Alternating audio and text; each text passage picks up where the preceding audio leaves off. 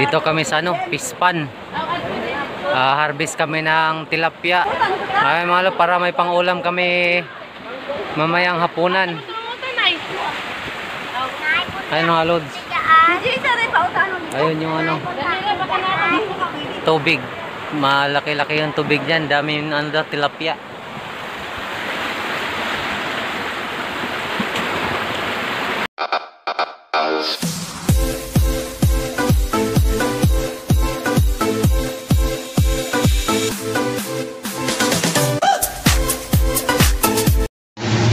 Hello guys, magluto na naman tayo ng ulam. Ayan guys, tilapia. Malalaking tilapia, pinaghati-hati ko lang sa 3 piraso yung isa.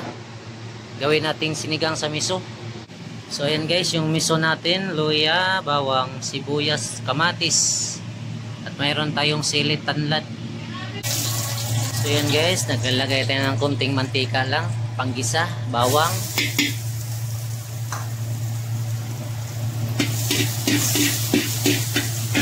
Sunod natin yung sibuyas.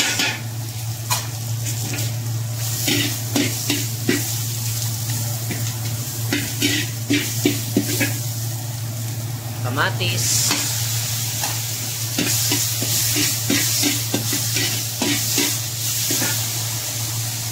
Luya.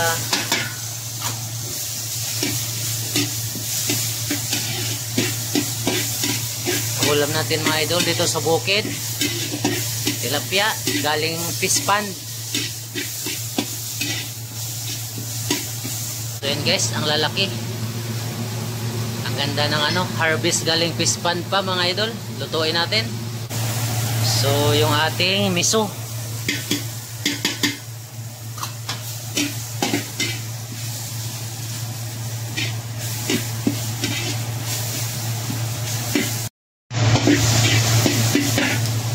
So, lagay tayo ng patis.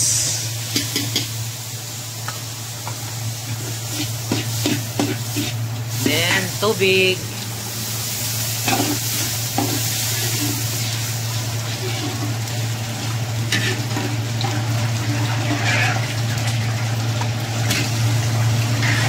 Ayan guys, antik na kawali natin.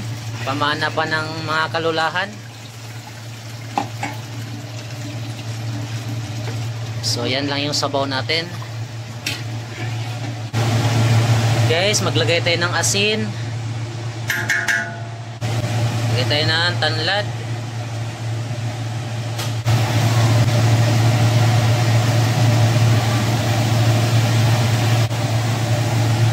Paminta. So ito guys, yung gulay lang natin, mustasa. Yan, mustasa para sa ating tilapia. Lagyan natin yung tilapia guys. Ang lalaki to.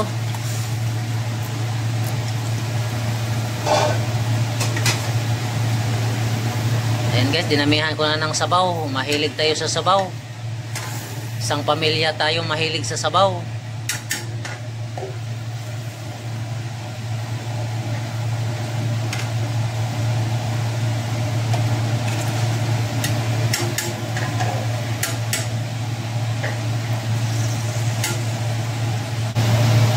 So ayan guys, ang tilapia ay madali lang lutuin.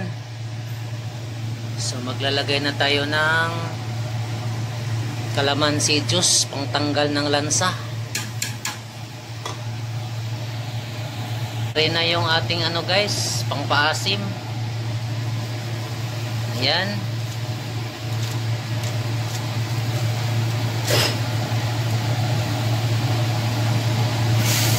Ulam sa bukid mga idol. Bukas na tayo magkatay ng manok na native. Ito muna yung ulamin natin.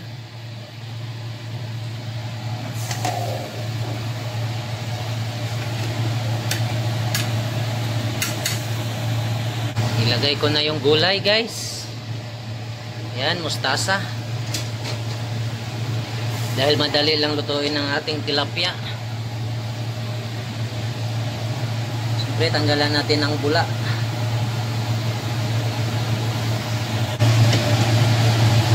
Na ang ating sinabawan na sinigang sa miso.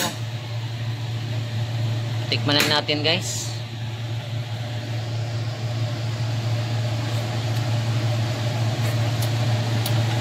Ayun, ayos na yung ating sabaw.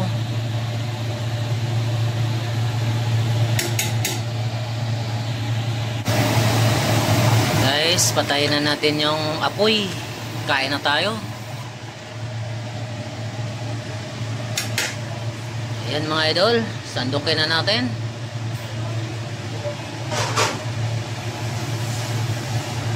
Ang ating tilapyang sinigang sa miso.